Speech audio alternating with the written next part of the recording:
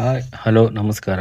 Wait ವಿಡಿಯೋನ skip ಮಾಡಬೇಡಿ, ಕೊನೆ ತನಕ ನೋಡಿ. ಏನಪ್ಪ ಅಂದರೆ ತುಂಬ ಯೂಸ್ಫುಲ್ ಆಗಿದೆ ವಿಡಿಯೋ ಇದು. ಏನಪ್ಪ ಅಂದರೆ ನೀವೇನಾದ್ರು SLC ಪಾಸ್ ಆಗಿದ್ರೆ, PUC ಪಾಸ್ ಆಗಿದ್ರೆ ತುಂಬ ಪೋಸ್ಟ್ ಸೆಂಟ್ರಲ್ ಗೌರ್ಮೆಂಟಿಂದ ಹೊಸ ನೋಟಿಫಿಕೇಶನ್ ಬಿಟ್ಟಿದ್ದಾರೆ.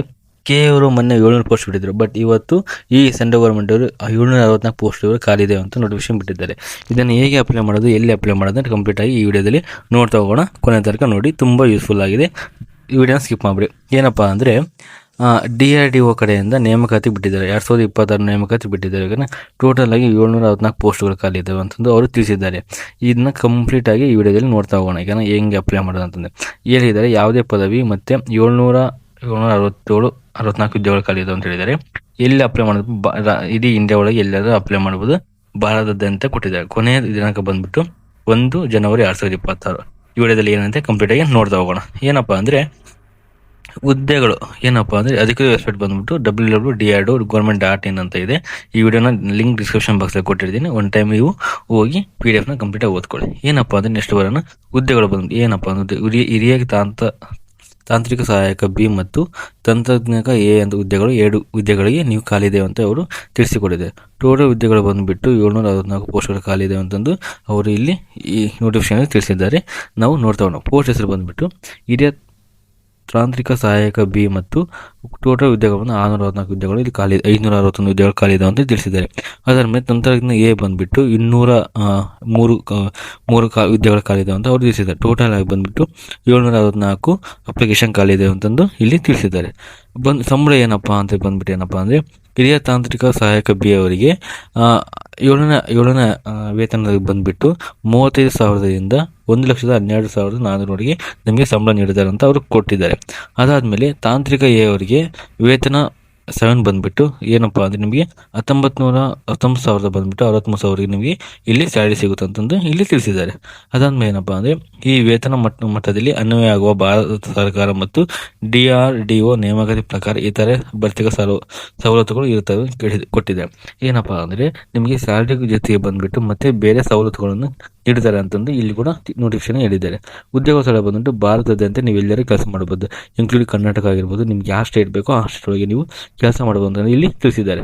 ಅದರ ಮೇಲೆ ಶೈಕ್ಷಣಿಕ ಅರ್ಹತೆ ಏನು ಬೇಕು ಅಂತ ನೋಡೋದಾದರೆ ಅಗತ್ಯಕ ಅರ್ಹತೆ ನೋಟಿಫಿಕೇಶನ್ ಜಾಬ್ B ಬಂದುಬಿಟ್ಟು ಮಾನ್ಯತೆ ಪಡೆದ ಎನಿ ಯೂನಿವರ್ಸಿಟಿ ಯಾವುದೇ ವಿಷಯದಲ್ಲಿ ನೀವು ಪಾಸ್ ಆಗಿರಬೇಕು ಅಂತ ಕೊಟ್ಟಿದ್ದಾರೆ. ಆಮೇಲೆ ಸಂಬಂಧಿತ ಇಂಜಿನಿಯರಿಂಗ್ ವಿಭಾಗದಲ್ಲಿ ನೀವು BSc ಮಾಡಿರಬೇಕು. ಅದಾದಮೇಲೆ 3 ವರ್ಷ ಡಿಪ್ಲೊಮಾ ಮಾಡಬೇಕಂತ ತಿಳಿಸಿದ್ದಾರೆ. ನೀವೇನು ಡಿಪ್ಲೊಮಾ ಮಾಡಿದರೆ ಈ ಜಾಬ್ಗೆ ಆರಾಮಾಗಿ ಅಪ್ಲೈ ಮಾಡ್ಬೋದು. ಆಮೇಲೆ ಅಗತ್ಯಕ್ಕೆ ಅರ್ಹತೆಗೆ ಟೆಕ್ ಎಗೆ ಮಾನ್ಯತೆ ಪಡೆದ ಸಂಸ್ಥೆಯ 10ನೇ ತರಗತಿಯಿಂದ ಪಾಸ್ ಆಗಿರಬೇಕು. ಮತ್ತು ಸಂಬಂಧಿತ ಪಡೆದ ಯಾವುದಾದ್ರು ಒಂದು IT ನೀವು ಪಾಸ್ ಆಗಿರೋ IT ಕಡೆಯಿಂದ ITI ಮಾಡಿರ್ಬೇಕಂದ್ರೆ ITI ಬರೆದು ನೀವೇನು ಪಾಸ್ ಆಗಿದ್ರೆ ಈ ಜಾಬ್ಗೆ ಅಪ್ಲೈ ಮಾಡ್ಬೋದು. ನಿರ್ಣಯ ಅರ್ಹತೆ ದಿನಾಂಕ ಏನಪ್ಪ 1/1/2021 ಹೆಚ್ಚಿನ ಅರ್ಹತೆಗಳು ಹೊಂದಿರುವುದು. MC MTech BTech ಅಂದರೆ ಇತ್ಯಾದಿಗಳಿಗೆ ನೀವು ಅಪ್ಲೈ ಮಾಡೋಗಿಲ್ಲ. ಇಂಜಿನಿಯರ್ ಮಾಡಿದ್ರೆ MTech ಮಾಡಿದ್ರೆ MSc ಮಾಡಿದ್ರೆ ಈ ಜಾಬ್ಗೆ ಅಪ್ಲೈ ಮಾಡಬಾರ್ದು ಅಂತ ತಿಳಿಸಿದ್ದಾರೆ. ಅದರ ಮೇಲೆ ನಿರ್ಣಾಯಕ ದಿನಾಂಕದಂದು ಫಲಿತಾಂಶಕ್ಕೆ ಕಾಯುತ್ತಿರುವ ಅಭ್ಯರ್ಥಿಗಳು ಅರ್ಹರಲ್ಲ. ಏನಪ್ಪ ಅಂದರೆ ಲಾಸ್ಟ್ ಡೇಟ್ವರೆಗೆ, ಈಗ ಜನವರಿ 1 ಲಾಸ್ಟ್ ಡೇಟ್ ಆಗಿದೆ, ಅಲ್ಲಿವರೆಗೆ ನಿಮ್ದು ಏನಾದ್ರು ರಿಸಲ್ಟ್ ಬಂದಿಲ್ಲ ಅಂದರೆ ನೀವು ಅಪ್ಲಿಕೇಶನ್ ಆಗಬಾರ್ದು. ನೀವೇನು ರಿಸಲ್ಟಿಗೆ ವೇಟ್ ಮಾಡ್ತಿದ್ದೀರ ಅಂದರೆ ನೀವು ಜಾಬ್ಗೆ ಅಪ್ಲೈ ಮಾಡೋಕ್ಕೂ ಅರ್ಹತೆ ಇಲ್ಲ ಅಂತಂದು ಅವರು ಈ ನೋಟಿಫಿಕೇಶನ್ ತಿಳಿಸಿದ್ದಾರೆ. ನೆಕ್ಸ್ಟ್ ಬಂದ್ಬಿಟ್ಟು ಏನಪ್ಪ ಅಂದರೆ ವಯಸ್ಸಿನ ಮಿತಿ ಬಂದ್ಬಿಟ್ಟು 18 ವರ್ಷ ನಿಮಗೆ ಆಗಿರ್ಬೇಕು ಮಿನಿಮಮ್. ಅದರ ಮೇಲೆ ಗರಿಷ್ಠ ವಯಸ್ಸಿನ ದಿನಾಂಕ ಬಂದ್ಬಿಟ್ಟು 28 ವರ್ಷ ನಿಮಗೆ ಕಂಪ್ಲೀಟ್ ಆಗಿ ನೀವು ಆಗಿರಬೇಕು. ಅದಾದಮೇಲೆ ಭಾರತದ ಸರ್ಕಾರ ನಿಯಮಗಳ ಪ್ರಕಾರ ಗರಿಷ್ಠ ವಯೋಮಿತಿ ಸಡಿಲಿಕೆ SC ST 5 ವರ್ಷ ಸಡಿಲಿಕೆ ಕೊಟ್ಟಿದ್ದಾರೆ. OBC ಅವರಿಗೆ 3 ವರ್ಷ ಸಡಿಲಿಕೆ ಕೊಟ್ಟಿದ್ದಾರೆ. PWB ಅವರಿಗೆ 10 ವರ್ಷ, 13 ವರ್ಷ, 5 ವರ್ಷದವರೆಗೆ ನಿಮಗೆ ಏನಪ್ಪ ಅಂದರೆ ಏಜ್ ರಿಲ್ಯಾಕ್ಸೇಷನ್ ಕೊಟ್ಟಿದ್ದಾರೆ. ಅದಾದ್ಮೇಲೆ ಇಲಾಖೆ ಅಭ್ಯರ್ಥಿಗಳು ಇಲ್ಲ ಮತ್ತು ಅಂದರೆ ಆ ಇಲಾಖೆ ಒಳಗೆ ಯಾಕೆ ಕೆಲಸ ಮಾಡ್ತಾರೆ ಅವರಿಗೆ ಕೂಡ ಬೇರೆ ಥರ ನಿಮಗೆ ಏಜ್ ರಿಲ್ಯಾಕ್ಸೇಷನ್ ಕೊಟ್ಟಿದ್ದಾರೆ. ಅದು ಅವ್ರು ಪರ್ಸನಲ್ ಆಗಿ ಅಲ್ಲಿ ಹೇಳ್ತಾರೆ. ಅದಾದಮೇಲೆ DRDO ಕಡೆಯಿಂದ ನೇಮಕಾತಿ ಹೇಗೆ ಪ್ರಕ್ರಿಯೆ ಮಾಡ್ತಾರೆ ಅಂತ ಕೇಳಿದರೆ ಫಸ್ಟ್ ಬಂದ್ಬಿಟ್ಟು ಆಯ್ಕೆ ಪ್ರಕ್ರಿಯೆ ಏನಿರುತ್ತಪ್ಪ ಅಂದರೆ ನಿಮಗೆ ಕಂಪ್ಯೂಟರ್ ಬೇಸ್ಡ್ ಎಕ್ಸಾಮ್ ನಡೆಸ್ತಾರೆ. Tier 1 ಮತ್ತು Tier 2 ಎಕ್ಸಾಮ್ ಇರುತ್ತೆ. ಅದಾದಮೇಲೆ ನಿಮಗೆ ಡಾಕ್ಯುಮೆಂಟ್ ವೆರಿಫಿಕೇಷನ್ ಇರುತ್ತೆ. ಅದಾದಮೇಲೆ ವೇದಿಕೆ ಪರೀಕ್ಷೆ ಇರುತ್ತೆ ಅಂತ ತಿಳಿಸಿದ್ದಾರೆ. ನೆಕ್ಸ್ಟ್ ಬಂದ್ಬಿಟ್ಟು Tier 1 ಎಕ್ಸಾಮ್ಗೆ ನೀವು ಪಾಸ್ ಆದಮೇಲೆ ನಿಮಗೆ ಪಡೆದ ಆಧಾರದ ಮೇಲೆ ತಾತ್ಕಾಲಿಕ ಅಂಕಪಟ್ಟಿ ಬಿಡುಗಡೆ ಮಾಡ್ತಾರೆ ಅಂತ ಹೇಳಿದ್ದಾರೆ. ಇದು Tier 1 ಪಾಸ್ ಆದಮೇಲೆ ನಿಮಗೆ Tier 2 ಎಕ್ಸಾಮ್ ಕಂಡಕ್ಟ್ ಮಾಡ್ತಾರೆ. Tier 2 ಎಕ್ಸಾಮ್ ಕಂಡಕ್ಟ್ ಮಾಡಿ ಆದಾದ್ಮೇಲೆ 2 ಪಾಸ್ ಆದಮೇಲೆ ನಿಮಗೆ ನೆಕ್ಸ್ಟು ನಿಮಗೆ ನಿಮಗೆ ರಿಸಲ್ಟ್ ಲಿಸ್ಟ್ ಬರ್ತಾರೆ. ಲಿಸ್ಟ್ ಬಿಟ್ಟ ಮೇಲೆ ನಿಮಗೆ ಡಾಕ್ಯುಮೆಂಟ್ ವೆರಿಫಿಕೇಷನ್ ಇರುತ್ತೆ. ಅದರ ಮೇಲೆ ಮೆಡಿಕಲ್ ಟೆಸ್ಟ್ ಇರುತ್ತೆ. ಅದಾದಮೇಲೆ ನಿಮಗೆ ಜಾಬಿಗೆ ಕಂಡಕ್ಟ್ ಮಾಡ್ತಾರೆ, ಜಾಬಿಗೆ ಹೋಗ್ಬೋದು. ಟೈರ್ 1 ಪರೀಕ್ಷೆ CBT ದಿನಾಂಕ ಮತ್ತು DRDO ವೆಬ್ಸೈಟನ್ನು ಪ್ರಕಟಿಸಲಾಗುವುದು ಅಂತ ತಿಳಿಸಿದೆ. ನಿಮಗೆ ಈ ಟೈರ್ 1 ಎಕ್ಸಾಮ್ ಯಾವಾಗಿರುತ್ತಪ್ಪ ಅಂದರೆ ನಿಮ್ಮ ಅಪ್ಲಿಕೇಶನ್ ಮುಗಿದಾದ್ಮೇಲೆ ಒಂದು ವಾರ ಹಿಂಗೆ ಈ ವೆಬ್ಸೈಟಲ್ಲಿ ಬಿಡ್ತಾರೆ. ನನ್ನ ಟೆಲಿಗ್ರಾಮ್ ಚಾನಲ್ ಲಿಂಕ್ ಡಿಸ್ಕ್ರಿಪ್ಷನ್ ಬಾಕ್ಸಲ್ಲಿ ಕೊಟ್ಟಿರ್ತೀನಿ, ಅಲ್ಲಿ ಜಾಯ್ನ್ ಆಗಿ ನಿಮಗೆ ಅಪ್ಡೇಟ್ ಕೊಡ್ತಾ ಇರ್ತೀನಿ. ಯಾವಾಗ ಎಕ್ಸಾಮ್ ಆಗುತ್ತೆ, ಯಾವಾಗ ಆಲ್ ಟಿಕೆಟ್ ಬರ್ತಾರೆ ನಿಮಗೆ ತಿಳಿಸ್ತಾ ಹೋಗ್ತೀನಿ. ನೆಕ್ಸ್ಟ್ ಬಂದುಬಿಟ್ಟು ಅರ್ಜಿ ಶುಲ್ಕ ಯಾವಾಗಪ್ಪ ಅಂದರೆ ಸ್ಯಾಟ್ ಬಿ ವಿದ್ಯೆಗೆ ರೂರಲ್ OBC EWC ಅಭ್ಯರ್ಥಿಗಳಿಗೆ ಪಾವತಿಸಬೇಕು. ಏನಪ್ಪ ಅಂದರೆ ಈ ರಿಟರ್ನ್ಗೆ ನಿಮಗೆ 250 ರೂಪಾಯಿ ರಿಟರ್ನ್ ಕೊಡೋದಿಲ್ಲ.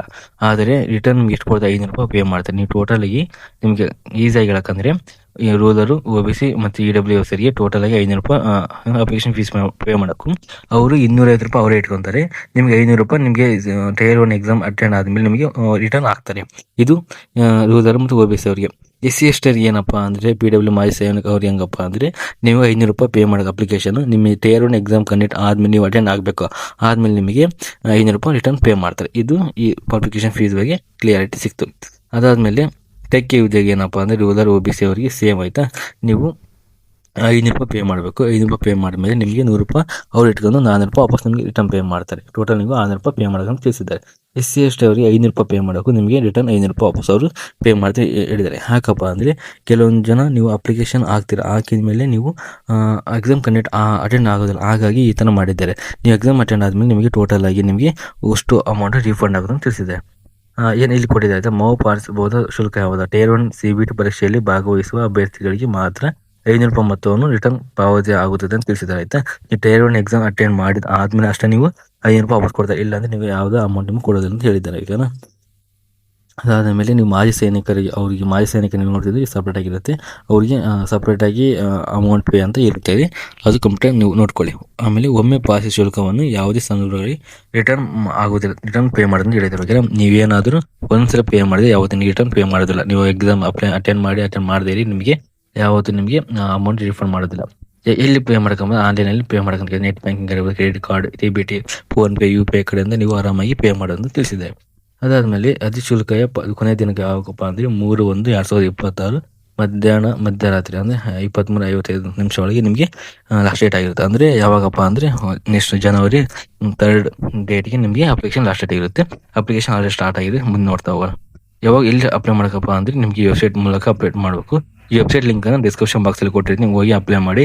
ನಿಮಗೇನು ಅಪ್ಲೈ ಮಾಡೋಕ್ಕೆ ಗೊತ್ತಾಗಿಲ್ಲ ಅಂದರೆ ನನಗೆ ಕಮೆಂಟ್ ಬಾಕ್ಸಲ್ಲಿ ಕಮೆಂಟ್ ಮಾಡಿ. ನೆಕ್ಸ್ಟ್ ವಿಡಿಯೋದಲ್ಲಿ ಹೇಗೆ ಅಪ್ಲೈ ಮಾಡೋದು ನಿಮ್ಗೆ ಕಂಪ್ಲೀಟಾಗಿ ತಿಳಿಸ್ಕೊಡ್ತೀನಿ. ಇದಿಷ್ಟು ಹೇಗೆ ಅಪ್ಲೈ ಮಾಡೋಕ್ಕೆ ಗೊತ್ತಾಯಿತು. ಲಾಸ್ಟ್ ಡೇಟ್ ಬಂದುಬಿಟ್ಟು ಸಹಿಸುವ ಸಮಯ ಯಾವಾಗಪ್ಪ ಅಂದರೆ 11-12 ಸ್ಟಾರ್ಟ್ ಆಗಿ 1 ರಾತ್ರಿ ಮಧ್ಯರಾತ್ರಿ 11 ಗಂಟೆ ಮಟ್ಟ ಟೈಮ್ ಇರುತ್ತೆ. ನೀವು ಹೋಗಿ ಅಪ್ಲೈ ಮಾಡ್ಬೋದು. ಓಕೆನಾ, ಇದಿಷ್ಟು ಹೇಗೆ ಅಪ್ಲೈ ಮಾಡೋದಂತ ನಿಮಗೆ ತಿಳಿಸಿದ್ದೇನೆ. ಓಕೆನಾ, ಇದು ಈ PDF ಲಿಂಕ್ ಅನ್ನು ಡಿಸ್ಕ್ರಿಪ್ಷನ್ ಬಾಕ್ಸಲ್ಲಿ ಕೊಟ್ಟಿರ್ತೀನಿ. ಹಾಗೆ ಟೆಲಿಗ್ರಾಮ್ ಚಾನಲ್ ಲಿಂಕ್ ಅನ್ನು ಕೊಟ್ಟಿದ್ದೀನಿ, ಅಲ್ಲಿ ಕೂಡ ಅಪ್ಲೋಡ್ ಮಾಡಿದ್ದೀನಿ. ಕಂಪ್ಲೀಟ್ ಆಗಿ ಈ PDF ಕಂಪ್ಲೀಟಾಗಿ ಓದ್ಕೊಳ್ಳಿ. ಓಕೆನಾ, ಅದಾದಮೇಲೆ ಏನಪ್ಪ ಅಂದರೆ ಈ ವೆಬ್ಸೈಟ್ ಲಿಂಕನ್ನು ನಾನು ಎಲ್ಲ ಡಿಸ್ಕ್ರಿಪ್ಷನ್ ಬಾಕ್ಸಲ್ಲಿ ಕೊಟ್ಟು ಅಂತ ಹೇಳಿದ್ದೀನಿ. ಎಲ್ಲ ಲಿಂಕನ್ನು ಡಿಸ್ಕ್ರಿಪ್ಷನ್ ಬಾಕ್ಸಲ್ಲಿ ಕೊಟ್ಟಿದ್ದೀನಿ. ಒಂದು ಟೈಮ್ ನೀವು ಹೋಗಿ ಕಂಪ್ಲೀಟ್ ನೋಡ್ಕೊಳ್ಳಿ.